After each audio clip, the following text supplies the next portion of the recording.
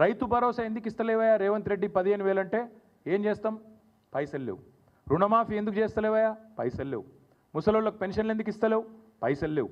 ఏమనంటే రాష్ట్రానికి కేసీఆర్ అప్లపాలు చేసిపోయాడు. కేసీఆర్ అప్లపాలు చేయలేదు. దాని తార్కాణం నేను ఇప్పుడే మీకు చెప్తాను. మేము రాష్ట్రంలో అధికారంలోకి వచ్చినాడు 2014లో ఈ రాష్ట్రం యొక్క పరిస్థితి మాకు కాంగ్రెస్ ప్రభుత్వం అప్పచెప్పినాడు. రెవెన్యూ సర్ప్లస్తో, రెవెన్యూ మిగులుతో మాకు అప్పచెప్పింది కాంగ్రెస్ ప్రభుత్వం. 369 కోట్ల రెవెన్యూ మిగులుతో మాకు అప్పచెప్పారు 2014లో 369 crores.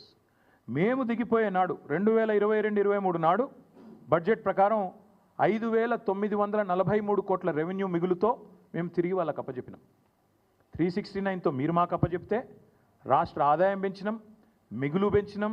మీకు అప్పచెప్పినాడు 5,943 కోట్లతో 2022-23 బడ్జెట్ ప్రకారం రెవెన్యూ సర్ప్లస్తో మీకు అప్పచెప్పినాం. ఏంది రెవెన్యూ సర్ప్లస్ అంటే? అసలు రెవెన్యూ సర్ప్లస్ అంటే ఏంది అంటే ప్రతి రాష్ట్రానికి రెవెన్యూ రాబడి ఉంటుంది, రెవెన్యూ ఖర్చు ఉంటుంది. రెవెన్యూ రెసీట్స్ ఉంటాయి, రెవెన్యూ ఎక్స్పెండిచర్ ఉంటుంది. రెవెన్యూ రిసీట్స్ ఏంటి అంటే మీకు వచ్చే రాబడి ఎక్కడెక్కడి నుంచి వస్తుంది? ఎక్కడి నుంచి వస్తుంది అంటే ఒకటి సెంట్రల్ ట్యాక్సెస్లో మన షేర్ మనకు ఉంటుంది. State share in central taxes అంటే జిఎస్టీ కావచ్చు, ఇంకోటి కావచ్చు. అట్లాగే స్టేట్ ఓన్ ట్యాక్స్ రెవెన్యూ ఉంటుంది. దాంతోపాటు నాన్ ట్యాక్స్ రెవెన్యూ కూడా ఉంటుంది. నాన్ ట్యాక్స్ రెవెన్యూ అంటే ఇప్పుడు మీకు శాండ్ మీద ఇతరత్ర మైనింగ్లో వచ్చే ఆదాయం నాన్ ట్యాక్స్. అట్లాగే గ్రాంటినేట్స్ కేంద్ర ప్రభుత్వం నుంచి కానీ ఇతరత్ర కానీ గ్రాంట్స్ ఉంటాయి కొన్ని, అవన్నీ కలిపితే రెవెన్యూ రాబడి, రెవెన్యూ రిసీట్. రెవెన్యూ ఎక్స్పెండిచర్ కూడా ఉంటుంది ప్రతి రాష్ట్రానికి. రెవెన్యూ ఎక్స్పెండిచర్ ఏంటిది? రెవెన్యూ ఎక్స్పెండిచర్లు ఏముంటాయంటే జీతభత్యాలు, రాష్ట్ర ఉద్యోగులకు ఇచ్చే జీతము భత్యము డిఏ ఎట్సెట్రా, పెన్షనర్స్కి ఇచ్చే పెన్షన్లు,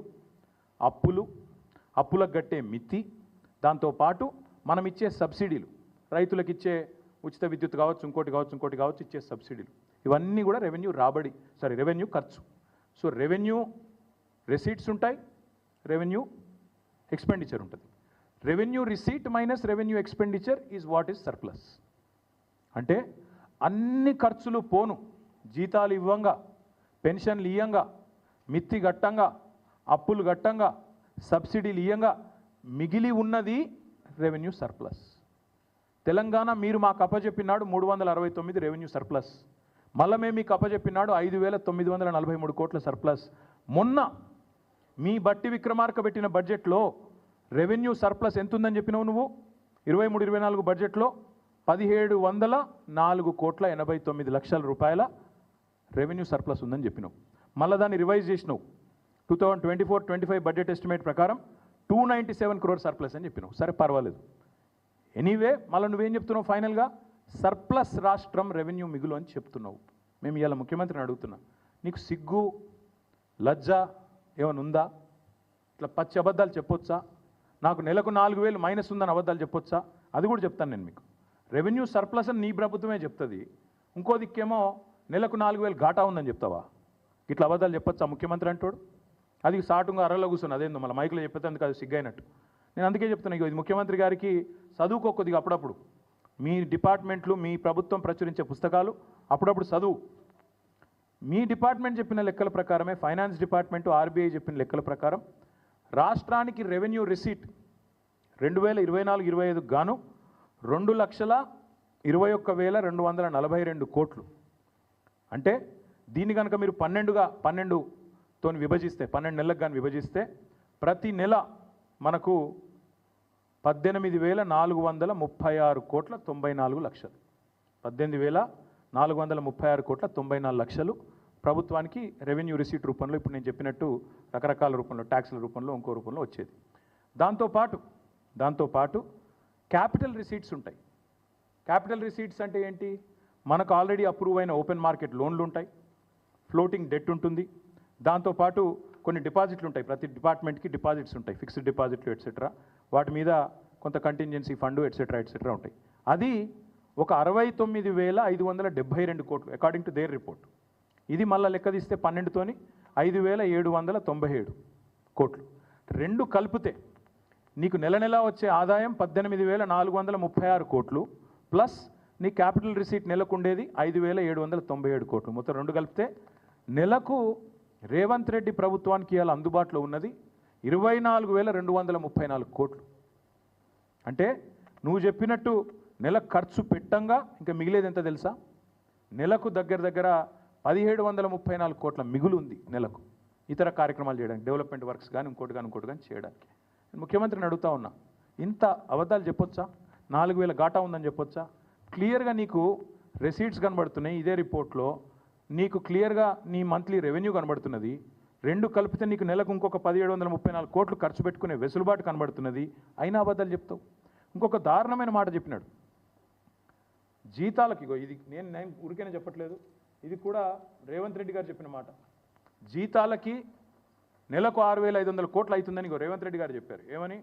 18500 కోట్లు payment of salaries of employees అని చెప్పాడు. కానీ ఎంత పచ్చి అబద్ధపు మాట అంటే అది. ఎందుకంటే మళ్ళీ పీఆర్సీ ఇవ్వకుండా తప్పించుకుంటుంది ఇదంతా. పీఆర్సీ ఇవ్వద్దు, డిఏలు ఎగ్గొట్టాలి, ఏదో ఒకటి చెప్పి మొత్తానికి ఆగమాగం చేయాలి.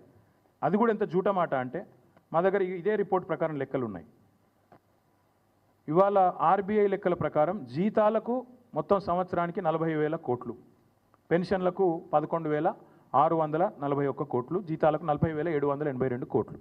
రెండు కలిపితే కూడా మీకు 52,424 కోట్లు. అంటే డివైడెడ్ బై 12 వేసుకోండి, నెలకి ఎంత పోతుంది? 4,360 కోట్లు. మరి రేవంత్ రెడ్డి గారు 6,500 కోట్లు అని చెప్పి బడాయించి చెడాయించి నోటికొచ్చిన లెక్క చెప్తాడు. 4,300 కోట్లు ఎక్కడా? 6,500 కోట్లు ఎక్కడ? ఒక ముఖ్యమంత్రికి ఇన్ని పచ్చి అబద్ధాలు చెప్పొచ్చా? I stand for any scrutiny. ఇది నేను చెప్పేది ఖచ్చితంగా స్టేట్ ఫైనాన్స్ రిపోర్ట్ నుంచి, వాళ్ళు ఆడిట్ చేసిన రిపోర్ట్, ఇది నాది కాదు. ఆర్బీఐ వాళ్ళు ఇచ్చిన రిపోర్టు, తెలంగాణ గవర్నమెంట్ ఆడిట్ చేసిన రిపోర్ట్. ఇంత కరెక్ట్గా ఇంత క్లియర్గా ఉంటే ఇన్ని పచ్చి అబద్ధాలు చెప్పి తప్పించుకుంటారని ముఖ్యమంత్రి ఎట్లా అనుకుంటుండో మాకు అర్థమవుతలేదు. అందుకే నేను రేవంత్ రెడ్డిని డిమాండ్ చేస్తా ఉన్నా, రాబడి ఇట్లుంది, ఖర్చు అట్లుంది, నీ దగ్గర మిగులు ఉంది, మరి ఎందుకు ఇయ్యవు రైతు భరోసా? ఎందుకు ఇయ్యవు 15,000? వానాకాలం నువ్వేదైతే 7,600 కోట్లు ఎగ్గొట్టినవో దాని మీదికెళ్ళి నువ్వు ఇవ్వాల్సిన ఇంకొక 2,500 ఎకరానికి కలిపి మొత్తం నువ్వు ఒక్కొక్క ఎకరానికి బాకీ ఉన్నావు రేవంత్ రెడ్డి. మొత్తం రైతులకు, రాష్ట్ర రైతాంగానికి 26,000 కోట్లు బాకీ ఉన్నావు. ఒక ఎకరం ఉన్న రైతుకు నువ్వు బాకీ పడ్డది 17,500 రూపాయలు. నిన్ను వదిలిపెట్టం. నువ్వు ఆ బాకీ చెల్లించేదాకా, ఒక్కొక్క ఎకరానికి 17,500 ఇచ్చేదాకా ఈ సంవత్సరానికి నేను వదిలిపెట్టం. ఎట్టి పరిస్థితుల్లో నేను తప్పించుకొని ఇయ్యం. అందుకే రేపు రాష్ట్ర వ్యాప్తంగా మా సోదరులకు, రైతు సోదరులకు, మా బీఆర్ఎస్ పార్టీ నాయకులకు, కార్యకర్తలకు మేము పిలుపునిస్తూ ఉన్నాం. ఈ ప్రభుత్వం అబద్ధాలు చెప్పి అప్పుల పాలైన రాష్ట్రం అని దివాలాకోరు మాటలు చెప్పి తప్పించుకునే ప్రయత్నం చేస్తున్నది. ఈ లెక్కలు నేను మీకు పంపిస్తాను, ఊరూరికి పంపిస్తాం, తెలుగులో ఇంగ్లీష్లో ఎండగడదాం, అవసరమైతే ఊరూరికి ఫ్లెక్సీలు పెడదాం, ఏం జరుగుతున్నది ఈ రాష్ట్రంలో వివరంగా చెబుదాం. అందుకే ఈ రాష్ట్రంలోని రైతాంగానికి మేము చేసే విజ్ఞప్తి, వాళ్ళు ఏ మాట అయితే చెప్పారో రైతు డిక్లరేషన్లో, గ్యారంటీల రూపంలో 6 గ్యారంటీల రూపంలో 100 రోజులు అని చెప్పినారో అమలయ్యేదాకా ఎంబడబడదాం. మన అసెంబ్లీ ముంగటున్న గన్ పార్క్ నుంచి మొదలు పెడితే గల్లీ దాకా, అంటే గ్రామం నుంచి మొదలు పెడితే అసెంబ్లీ దాకా ఎంబడబడదాం. ఢిల్లీలో రాజ్యసభ సభ్యులు ఉన్నారు, పార్లమెంట్లో వాళ్ళు కూడా ఎంబడబడతారు. కాంగ్రెస్ పార్టీ మాట నిలబెట్టుకోవాలని అక్కడ వారు కూడా గర్జిస్తారు. ప్రతి ఎకరానికి మీరే చెప్పారు 2 పంటలకు 15,000 ఇస్తామన్నారు. 15,000 ఇచ్చి తీరాల్సిందే. ఇవ్వకపోతే కాంగ్రెస్ నాయకులు ప్రజాక్షేత్రంలో ఎట్లా తిరుగుతారో మేము కూడా చూస్తాం. రైతులకు మేము విజ్ఞప్తి చేస్తున్నాం, పిలుపునిస్తున్నాం. ఈ నయవంచనకు పాల్పడ్డ కాంగ్రెస్ను నిలదీయండి. ఎక్కడికక్కడ కాంగ్రెస్ కార్యకర్తలను, కాంగ్రెస్ నాయకులను అడగండి, కాంగ్రెస్ ప్రజాప్రతినిధులను అడగండి, ఏమైందయ్యా, ఎందుకు అబద్ధాలు చెప్తున్నారు, రాష్ట్రం అప్పుల పాలైందని చెప్పి దివాలాకోరు మాటలు ఎందుకు మాట్లాడుతున్నారు అడగండి. అదేవిధంగా మీకు బాకీ ఉన్న 17,500 రూపాయల ఎకరానికి ఖచ్చితంగా ఇచ్చేదాకా కాంగ్రెస్ పార్టీని ఎక్కడికక్కడ నిలదీయండి అని పిలుపునిస్తూ ఉన్నాం.